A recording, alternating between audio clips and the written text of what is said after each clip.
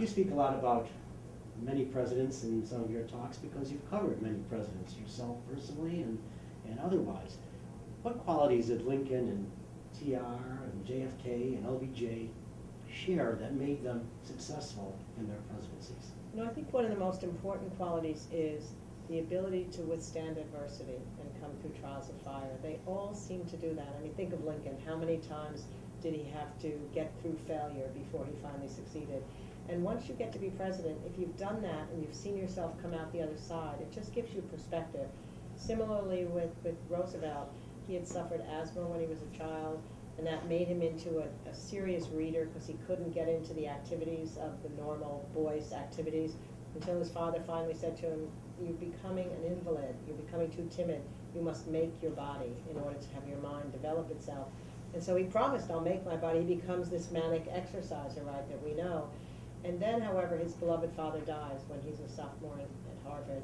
And then not long after that, he marries this young woman, beautiful young woman, Alice, who dies in childbirth on the same day in the same house as his mother died, having just gotten typhoid fever the week before. He goes to the Badlands, depressed. Constant activity gets him out of it. That's where he gets the love of the open spaces. He comes back and marries his childhood friend, Edith Perot, who was probably the perfect wife for him all along. But most importantly, even at 26, he says, "I've known sorrow too deep and joy too great to get out of perspective on various elections if I lose them or not." So I think, and FDR's polio made him a different kind of person. They said he was able to identify with people for whom fate had also dealt an unkind hand. And I think that is something in their biography that a lot of these leaders share. Do they not share some qualities? Are there specific, unique qualities of each that you saw? Oh, you mean, do they have different qualities? Yeah. Yes, I mean, I think some That of them. the others don't have. Yeah, no, some, I mean, some of them, for example, I think Roosevelt was able to communicate in a shorthand way, in slogans, in ways that I'm not sure that President Lincoln would have done, because he knew how to, poetic language. I'm not sure he would have used phrases like "speak softly and carry a big stick," or "Maxwell House is good to the very last drop," which Roosevelt did. Nor would he have been sort of as fiery as Roosevelt was, calling people names. But at the time of the Gilded Age, for him to single out the robber barons and call them names, he had a different kind of way of communicating.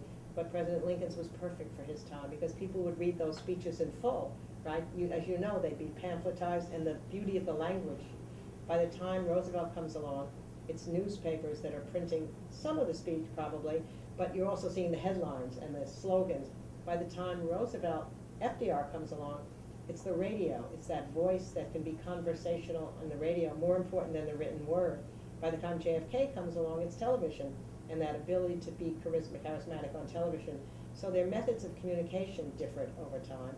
Some of them have more emotional intelligence than the others. Some of them surrounded themselves with people, as Lincoln did, and as FDR finally did, that could question them and question their assumptions. So I think they share a lot, but each one is different depending on the era and the problems they're facing. You've covered all these presidents in books, of course, and I asked this of Tony about loving the object of our study. And you mentioned how difficult it was for you to leave Mr. Lincoln and get up every morning without him. You were saddened to have ended the book. Daniel Day-Lewis said, "I've never had that depth of love for someone I haven't met." Kushner said there are people who deserve admiration. It's appropriate to fall in love with Lincoln.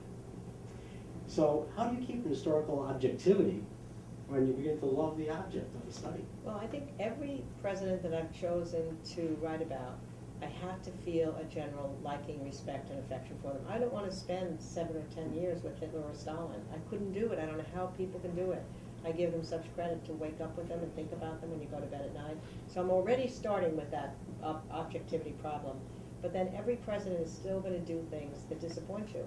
I mean, FDR I had enormous respect for, but then wishing that he'd brought more Jewish refugees into the country before Hitler closed the door forever, wishing that he hadn't incarcerated the Japanese Americans. You want to say, come on, don't do this. Or sometimes the way he'd treat Eleanor. My kids used to tease me. They'd come into the room and hear me saying, Eleanor, just forget the affair he had so many years ago. Or I'd say to him, just be nicer to her. So you still are an historian. Lincoln is the hardest one of all. It's very hard not to love him. I agree with what Tony said and what Daniel said. I care enormously about all these other people, and Teddy's one of the most interesting, colorful, happy characters I've ever read or written about, but nothing will be the same as Lincoln. Before we leave Lincoln, I just have to ask this too. You compare Lincoln and Roosevelt as able to read public sentiment well and to calculate that popular sentiment. Of course, calculating is one thing and using it is another. What methods did each of those use to shape popular sentiment in brief time? It's a very interesting question because obviously Lincoln wasn't traveling the country the same way that Roosevelt was able to on train. Roosevelt would be gone for months at a time, speaking to newspaper editors, speaking at village stations so he could feel public opinion. Lincoln had it through talking to reporters, but mostly I think he had it instinctively. It's almost like he understood because he was one of them in a certain sense. And then he was able, through his public letters and his speeches, to shape public opinion. Roosevelt had the press that he could talk to all the time, much more so than Lincoln did, because it was the age of the reporter rather than the editorialists. But they both, that is a genius that every great president in a democracy has to have, feeling public sentiment, knowing how to shape it, and move it toward the goals you want. Well, I'd be remiss, because of the anniversary coming up in just a couple of days, not to ask you something about JFK. You're married to Richard Goodwin, who, among other things, was a speechwriter for Kennedy. When I was 16, I was working for Kennedy here as well, and a cousin of mine brought me in to do that. And I, of course, like everyone, remember where I was, 14th of April of 65, and also 22nd of November of 63, different centuries. So on this 50th anniversary of the assassination, is there some story that you might be able to tell us and share with us about that tragic moment that maybe you or Richard had that you could share with us right now? You know, the interesting thing my husband said, my husband was obviously in the White House at the time, and he was one of the people who was trying to, because Jackie wanted it to be done this way, recreate the whole circumstances of how Lincoln was laid to rest, because she wanted the same casket, the same understanding of it all. So here in the middle of their turmoil of living with the idea that he'd just been shot, again, like with Teddy Roosevelt, constant activity kept them going that day, going to the Library of Congress, finding old pictures, trying to figure out how to drape the ceiling. I mean, it was an extraordinary detailed thing, which shows how that's how you get through death sometimes. But I think what's interesting now is people are saying there's a revisionist history on JFK because it's not as romanticized as it once was, and that's inevitable because that moment of the assassination, this young, handsome guy getting cut down, led to a romanization. But my husband said he was one time talking to Bobby Kennedy, and Bobby was lamenting that he had only had 3 years, his brother, and it wasn't fair to judge him in history's terms on 3 years. So to make him feel better, Dick said to him, "Oh, don't worry, Julius Caesar only had 3 years." But then Bobby looked at me and said, "Yeah, but it helps to have Shakespeare write about you." Well, let's talk very briefly again about Kennedy's legacy and what your thoughts are on it. I mean, Garfield, let's take James Garfield. He was a popular guy, handsome, a war hero, intelligent, political, and it was a great shock when he was assassinated, although it took a few months for that to happen and for his doctors to kill him. But the emotion is gone from that assassination, and no one thinks anything of Garfield today. What's going to happen when all the emotion is drained, when you and I and the others that were there at the time and had Camelot within us, that's all gone? Do you think the legacy will stay? I think it'll stay longer than you might imagine, only because Kennedy comes into the presidency at the age of television, obviously. So those pictures of him will be forever emblazoned in people's minds. And it's not just Kennedy. Suppose he had been an only child, and that was the end of his presidency. Then it might have shortened the time span, but meanwhile, there's Bobby Kennedy, and there's Teddy Kennedy, and then there's the grandchildren of the Kennedys, and then there's Jackie. So the family, I think, has a place in the history of the country. But I do think you're right, that, I mean, 200, 300 years from now, it'll be the accomplishments, the Cold War possibly, the Cuban Missile Crisis, the movement toward peace at the end, introducing the Civil Rights Bill. And there wasn't a lot of time for much more than that. So it won't last the same way it did in popular imagination, I think. Interestingly, I felt this with Lincoln, that if there's going to be a tricentennial for him, sure, saving the Union, positively slavery gone. But again, that's going to be even further away than we are today. And I keep thinking that if anything's going to keep with Lincoln into the popular culture is his character, whom he was. And if we teach whom he was to people, and how he could organize, how he could write a letter that's pretty difficult and then put it away in a drawer, Right. All of these things that made him who he is, I think that's what's going to last to the tricentennial, and maybe the same thing could happen with Kennedy. I agree with you totally as far as Abraham Lincoln goes. I mean, that's that great quote that Tolstoy gives to the newspaper reporter in 1908 when he says, what made Lincoln so great? He wasn't as great a general as Napoleon, Tolstoy said, maybe not as great a statesman as Frederick the Great, but his greatness consisted in the integrity of his character and the moral fiber of his being. And that's what young people need to know as time goes by. That won't change. His character is there. Yeah, and we need someone, I think, to look up to Absolutely. these days more than ever, it Absolutely. seems.